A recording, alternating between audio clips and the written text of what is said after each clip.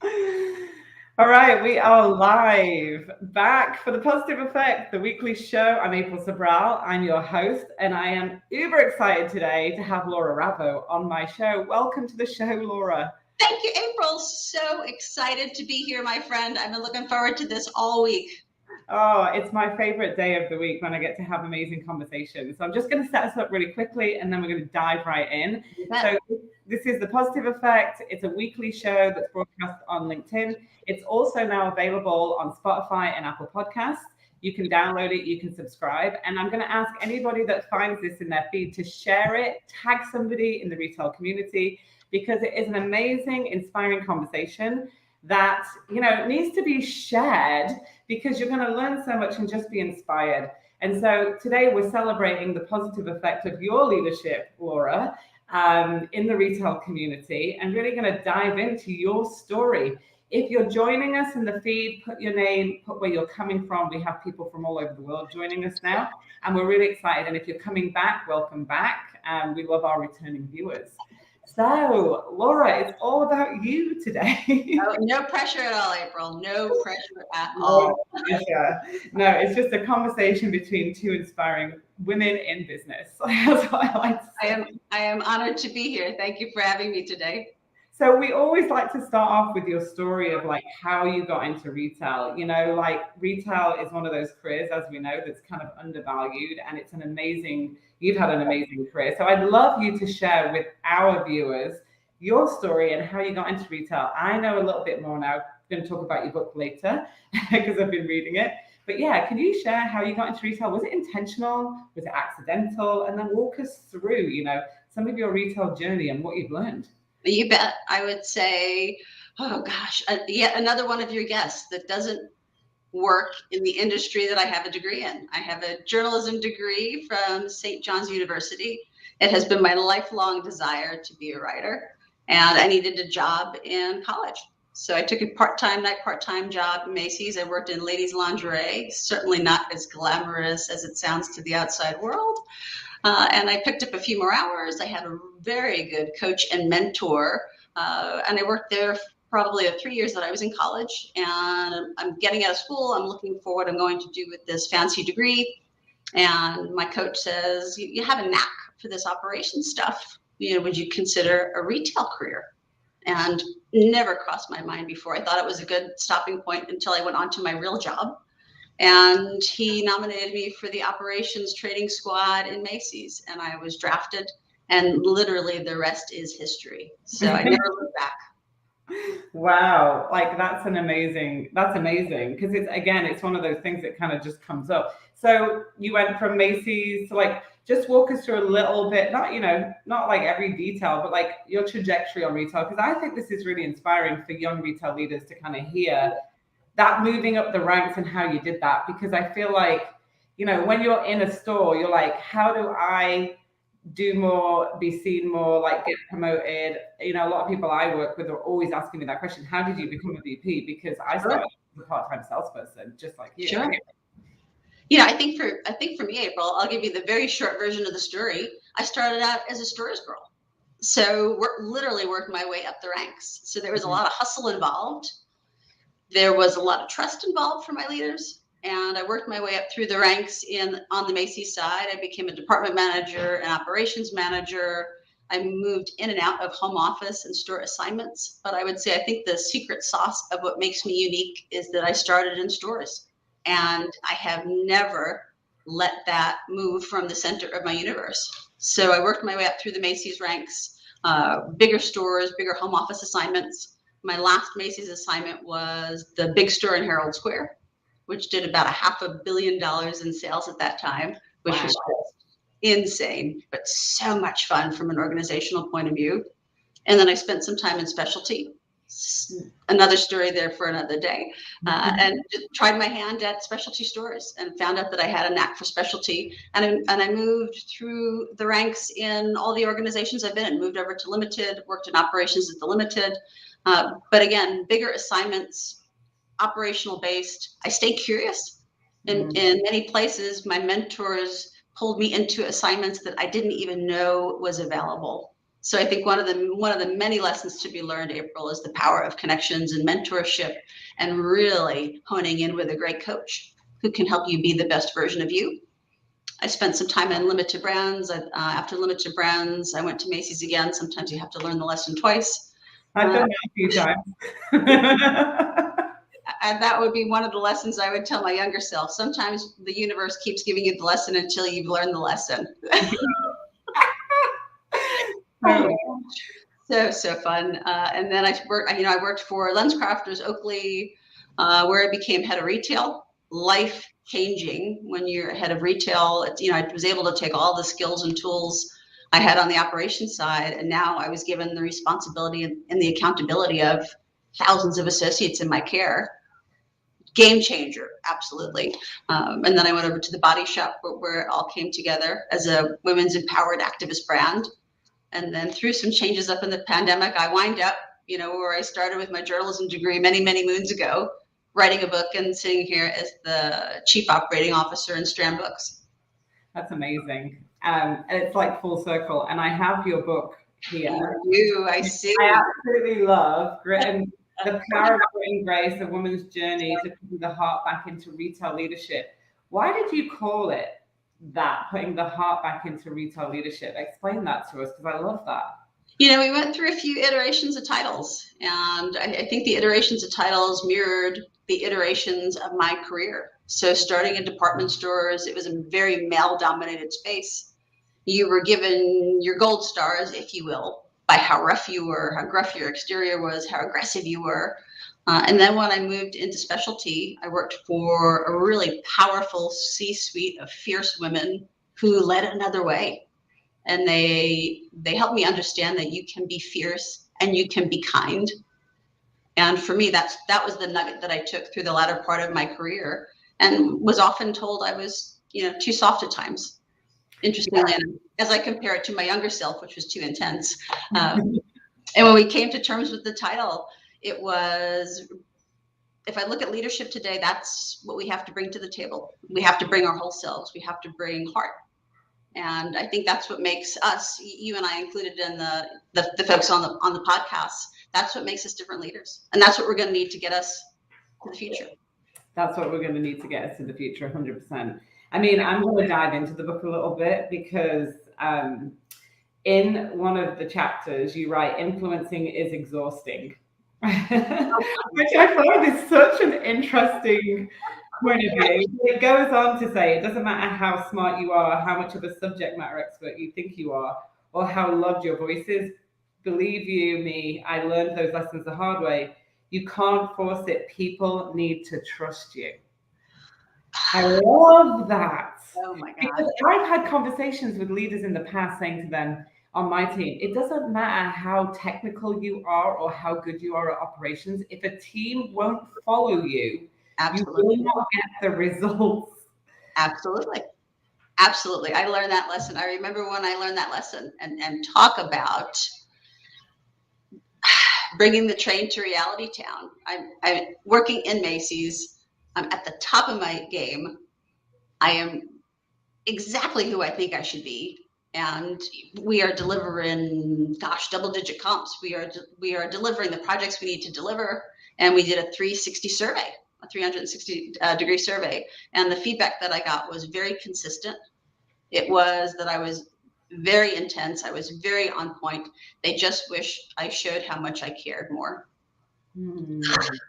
Direct hit, April. Direct hit. I thought I was kinder and gentler. Clearly not. Yeah. That's like a real lesson in perspective, right? And perception. Oh, without a doubt. I pulled out, when I wrote the book, I pulled out the feedback notes because I still had them tucked away. And I felt my whole self tense up like the first time I read it. Wow. Because they were telling you that I had all the technical skills to do the job.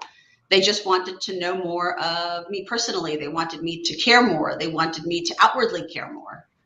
And if I fast forward to where that is today in the pandemic, that is the way we will lead from this point forward.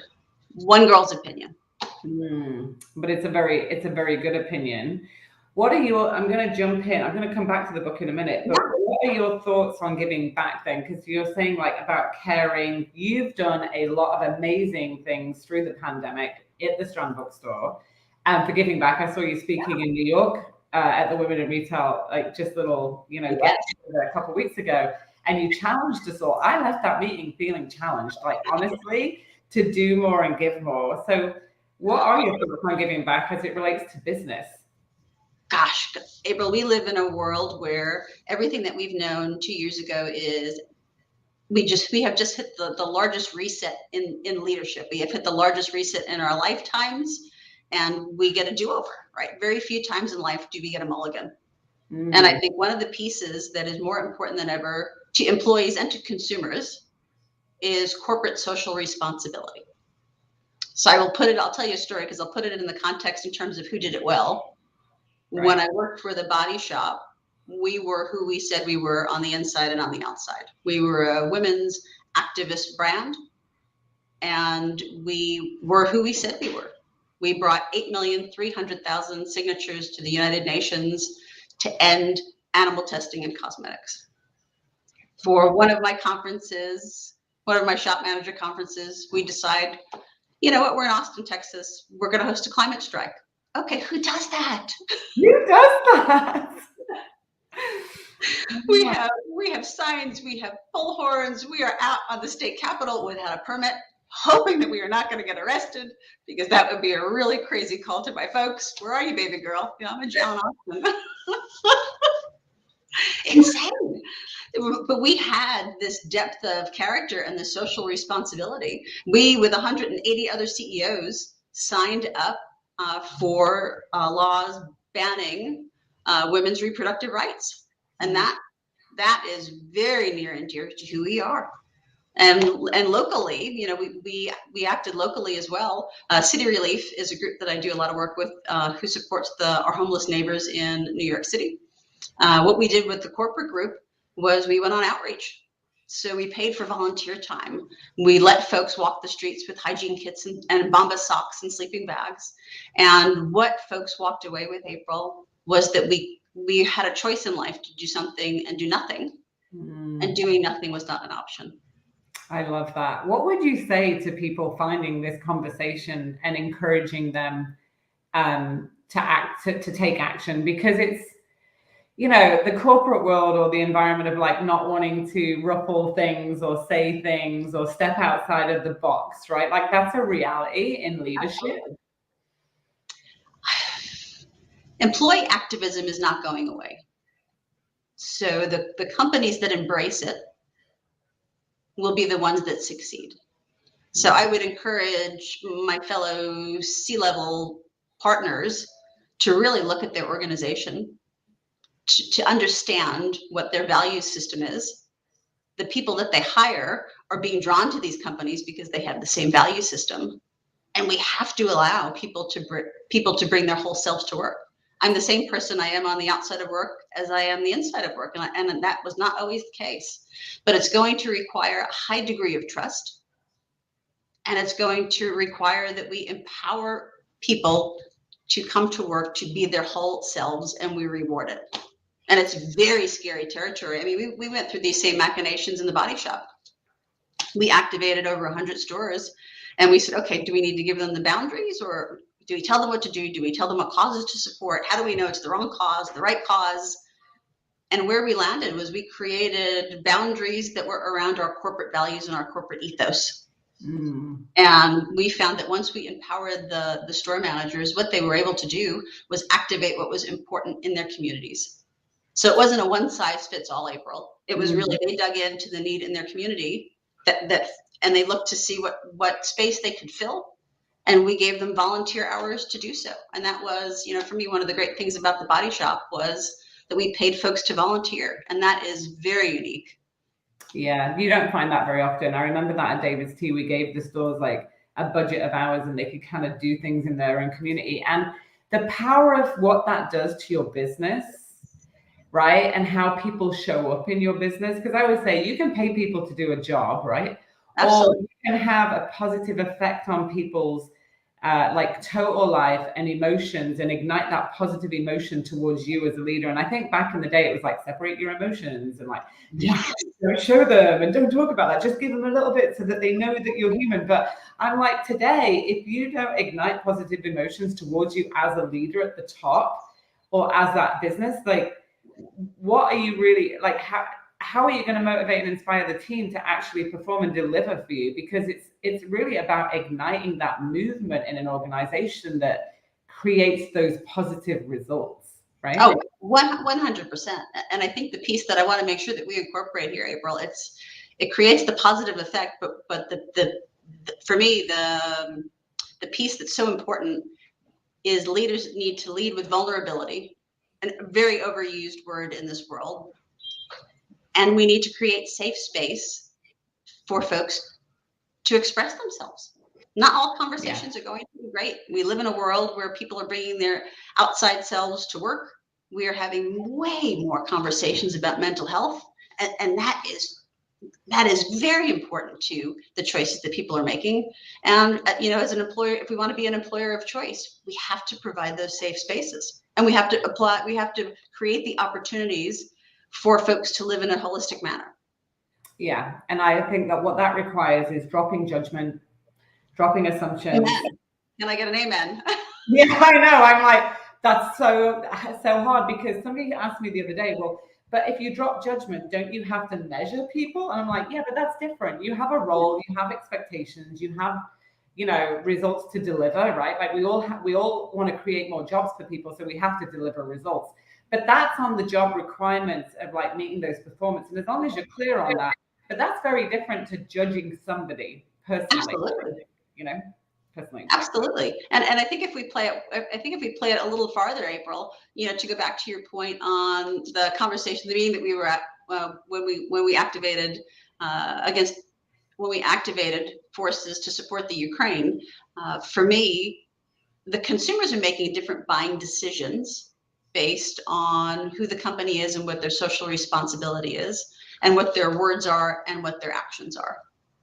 So you look at the list of companies that have not pulled out of Russia, people are making conscious decisions not to support those companies because of how they do business. So not only nice to do, required to do.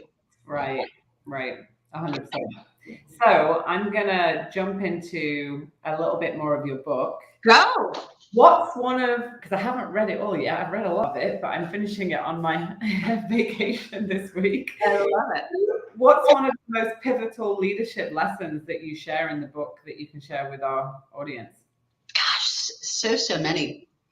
But I think for me, it was the transition from department stores to beauty. When I realized there was another way to lead. When I realized I was doing what I knew, because that's what I knew how to do, but it wasn't my authentic self. So I used the term drop the mask, like in Jim Carrey, The Mask. I was encouraged, this was when I was in Lenscrafters, I was encouraged to drop the mask and to show the vulnerability and to create a different level of authenticity and connection. And for me, that was the point in which I knew I had to lead differently. I had to lead from my heart. I could be and hold folks accountable, but the expectation was that I led the way.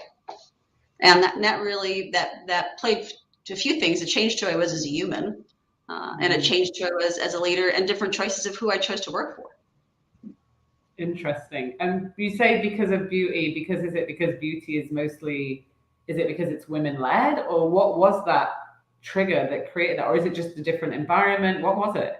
The trigger was the C-suite.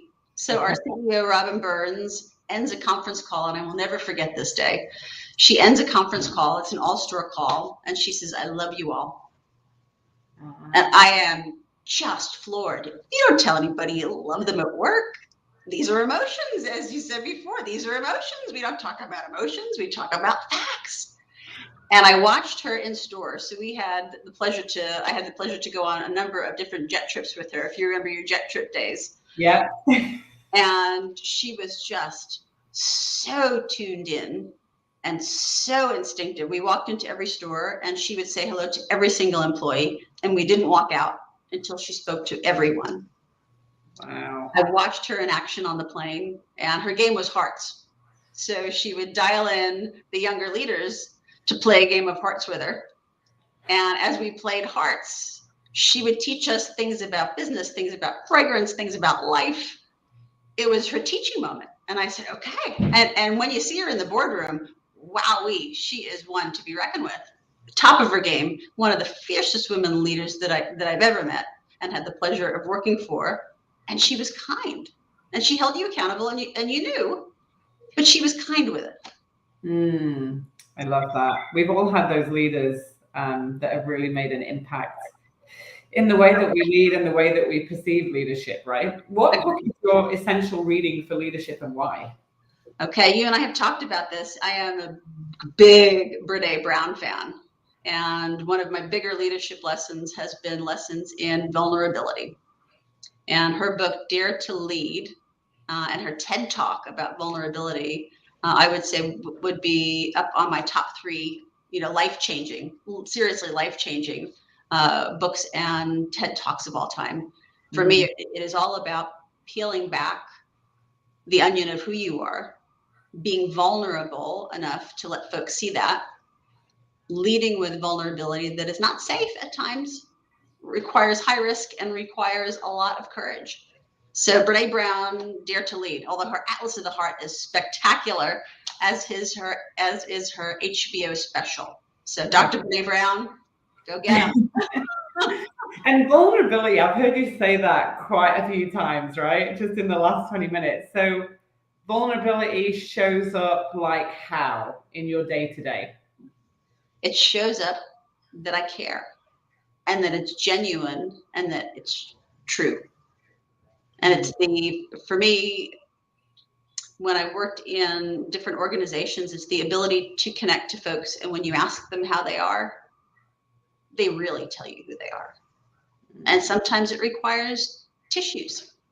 And we have a good cry, and they tell you everything that's on their mind. And that's okay. Yeah.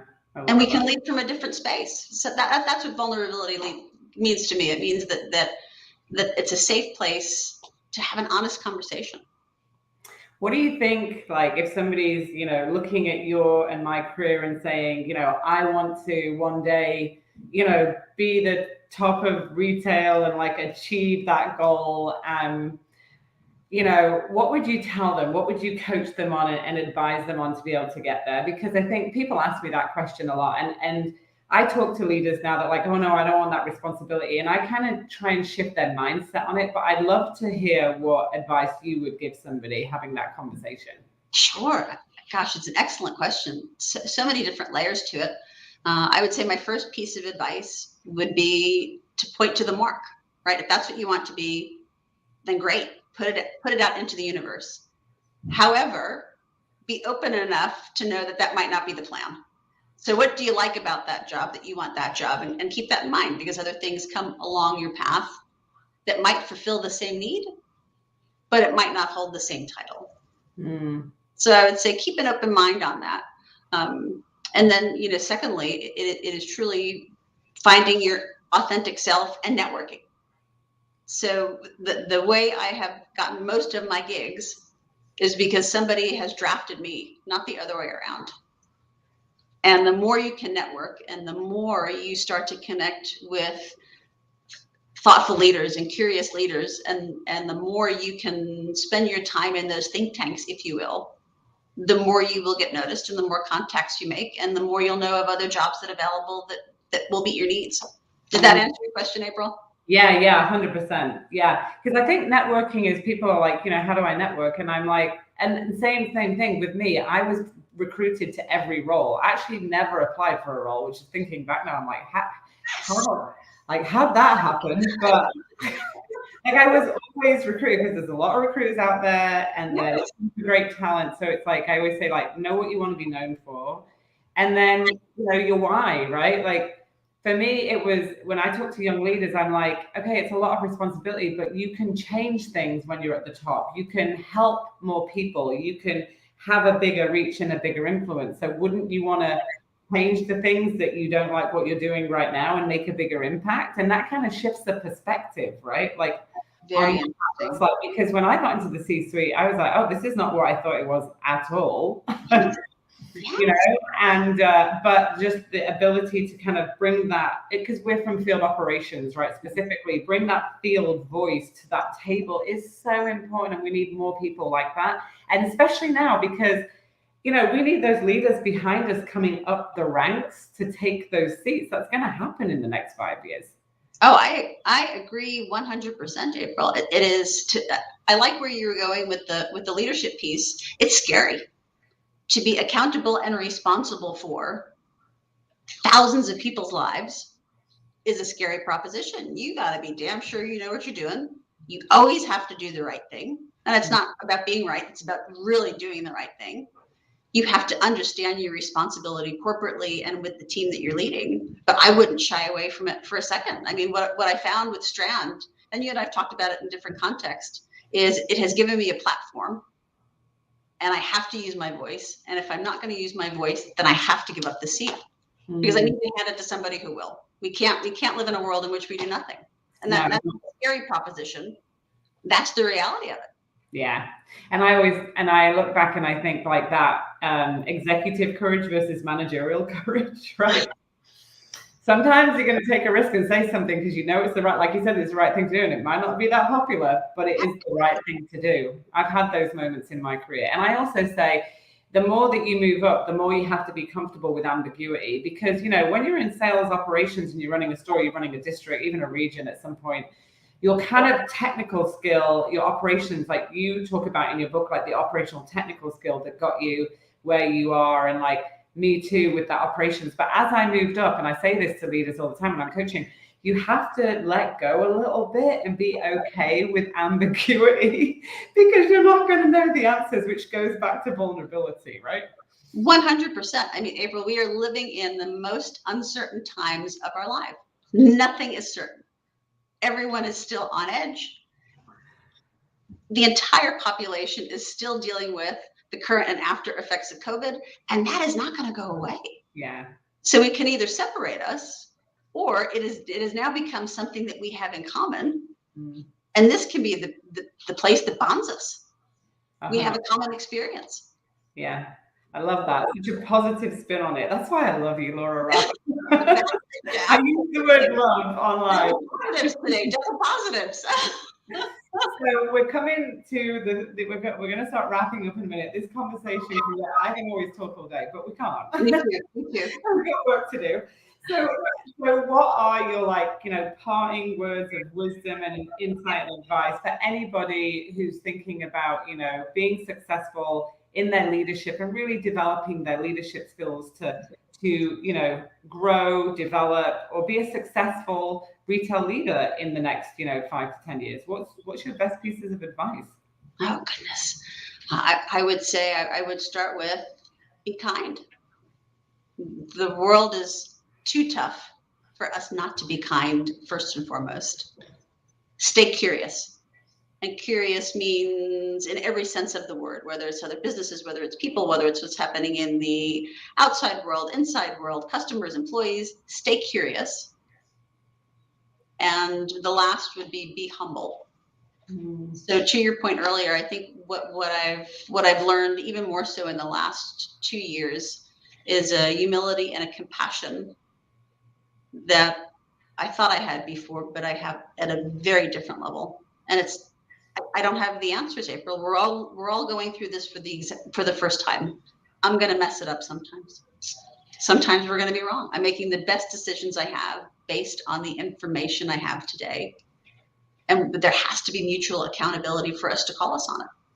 I love that. Makes a difference. I love that compassion. I thought I was compassionate, but I found myself in situations over the last 6 months when somebody's really stressed. Yes. And they're maybe projecting their stress. And instead of like, who do they think they are? What are they saying? I'll put this on me. I'll do this self-coaching question. How would compassion respond to this? Yes. And it just makes me say, hold on a second. I'm going to show compassion. Absolutely. Right. When showing compassion is like when somebody comes at you in their stress, that's a whole different level of compassion than what we typically exercise. Absolutely. I have to ask I do the same exercise. I have to take a deep breath, and I have to think from a compassionate place of, am I creating a safe space for this person to feel seen and heard? Mm. And it has taken every ounce of courage for them to tell me the story. And their reaction to sharing this again is completely based on my reaction to their story. And who the hell am I to judge?